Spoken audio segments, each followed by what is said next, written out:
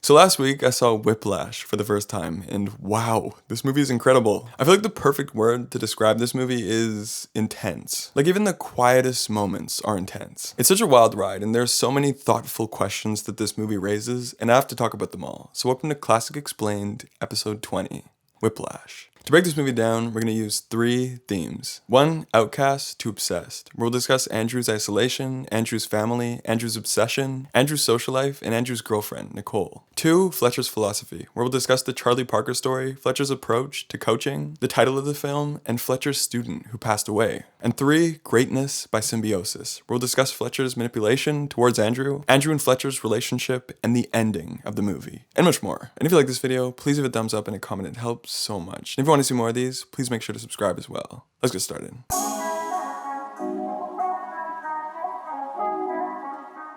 Theme number 1, outcast to obsessed. One thing I immediately found fantastic about this movie was the opening shot. It's captivating and almost haunting, but most importantly, this one visual encapsulates everything we need to know about the main character. Andrew is alone, he's pulled away from society, and is connected to nobody and nothing except his obsessive perseverance for excellence. And this perseverance isn't healthy, it's dark and solitary, just like the room he's in. And it becomes apparent in the following scene that this obsession stems from never being truly understood by those around him. The only immediate family member Andrew has is his father. His mother has always been absent from his life. Although Andrew and his father get along, their conversations consists entirely of them disagreeing on Andrew's choices and his future. And when they even express differences on how they eat popcorn, his father's final line in the scene is, "I don't understand you." And this idea of feeling misunderstood is driven further in a later scene at the dinner table with his extended family. His aunt, uncle, and father completely understand the details of Travis and Dustin's football achievements and can genuinely celebrate them. But they're all very unclear when it comes to Andrew's musical achievements. And realistically, Andrew is going to a much more impressive and prestigious school for music than they are for football. And since Andrew can't connect with his family, isn't recognized for his achievements, and struggles to find friends with the same overflowing passion for music like him, he gravitates entirely to music. He dedicates his life to proving himself right and proving everyone else wrong by becoming an undeniable great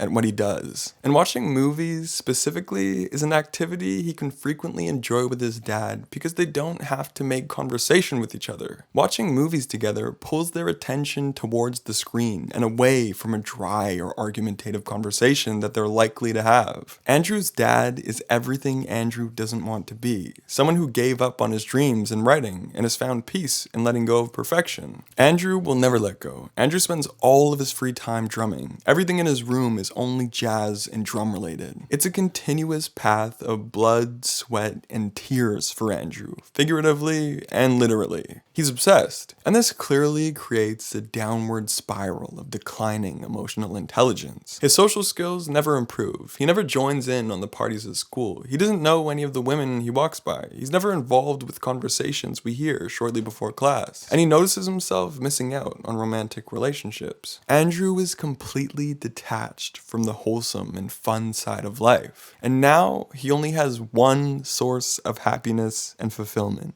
success. Success determines if Andrew is happy. Every little success and every little failure affects his emotions dramatically. This is why when Andrew is chosen by Fletcher to join his band, he gains the confidence to ask Nicole out on a date. But in the next scene, the next morning, it's foreshadowed that romance may sidetrack Andrew from his goals when he wakes up late for practice. Later in the film, he recognizes this, and he breaks up with Nicole, who was a wonderful girl to be with and could have shown Andrew so much more to life. Theme number 2, Fletcher's philosophy. When Andrew speaks to Fletcher during their break in the hallway, we are introduced to Fletcher's philosophy as an instructor. You just gotta listen to the greats. Charlie Parker became Bird because Jones threw a cymbal at his head. Joe Jones threw a cymbal at a young Charlie Parker after Parker performed an underwhelming solo. I don't think it was at his head specifically, I think it was just at his feet, but this essentially humiliated Parker and sparked his dedication to becoming a legendary musician, according to Fletcher. And this story captures the reasoning behind Fletcher's highly aggressive, autocratic coaching style. I was doing some reading into these coaching styles, and apparently the highly strict and aggressive style of coaching works on very few students, musicians, and athletes. It actually often discourages them from pursuing the craft. However, such a style only works on people who want it so badly that they respond to such abusive criticism with an even stronger force of dedication. Fletcher is of course an extreme version of this approach, but some musical schools and Olympic teams apply this highly strict 24/7 cutthroat philosophy, and they produce some of the most successful musician, athletes, and students in the world. It simply seems like every student who wasn't suitable for Fletcher's coaching style was kicked out of his class. This is why the existing band members are also so rude and unforgiving, and why Fletcher's band is so successful. And with a student as psychotically obsessive as Andrew, it's clear that Andrew and Fletcher are a match made in heaven, or a perfect match made in hell, depending on whether you believe the outcome is all worth it. The title Whiplash, like the cracking of a whip, is symbolic of Fletcher's highly strict and abusive coaching style, and Andrew's state of imprisonment caused by his obsession. It also relates to the sudden, highly intensive force Fletcher can inflict on his students, like whiplash in a car accident, and the high-velocity lifestyle of an obsessed artist can cause them to crash and burn, as many famous musicians have early in life. And very heavily relating to the metaphor of the title, Fletcher says one of his highest performing former students died in a car crash, when later we find out from the administration that he actually hanged himself from the anxiety and depression that came with Fletcher's philosophy. This is a fate that Andrew's dad fears Andrew may suffer as well, and relates to the final shot of Andrew's dad in the movie. At the jazz club, when Fletcher meets with Andrew, he says, "I was there to push people beyond what was expected of them. There are no two words in the English language more harmful than good job." These lines capture what Fletcher stands for. These lines also relate to when Fletcher cries about a student who has passed away, who he pushed to become one of the most successful players from the school. This is the only time in the movie we see him heavily struck with sadness. He admires musical greatness so much that he now lives for it. Theme number 3, Greatness by Symbiosis. Early on, Fletcher sees Andrew's dedication, passion, and potential, so he manipulates him in order for him to actualize that potential. This is why Fletcher dismisses Andrew at the beginning of the movie, then comes back to recruit him, and treats him nicely in the hall, then throws a chair at him and makes him cry, then promotes him to the first drummer, then replaces him with Connolly, who's clearly a worse drummer than Andrew. Fletcher even says, later in the film, "All Connolly ever was to me was incentive for you."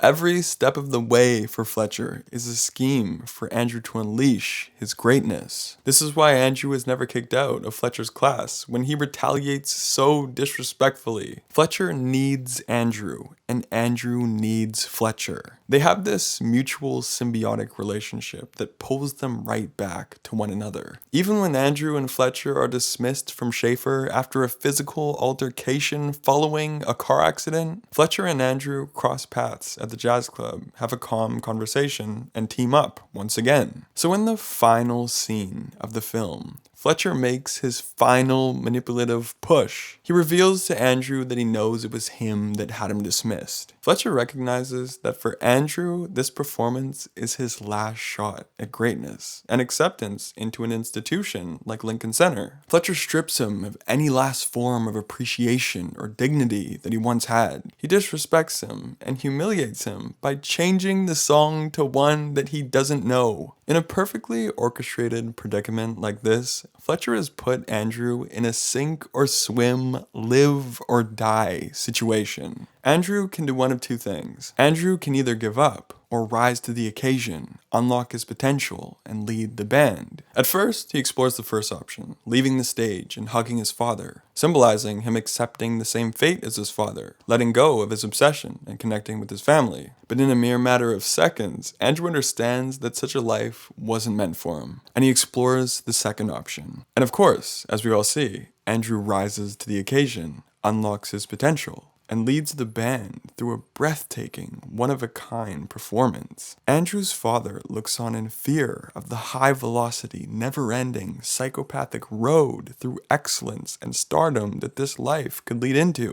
But Fletcher smiles, and Andrew smiles, knowing they have each given to each other exactly what they both need. Alright, that's my analysis. Subscribe for weekly videos, and please send me recommendations. Nightcrawler's next, which will be a really interesting character study. I love that movie. And please, let me know what you think about Whiplash, because I personally think this movie is, perfect. I hope to see you again, and thank you so much for watching. See you later.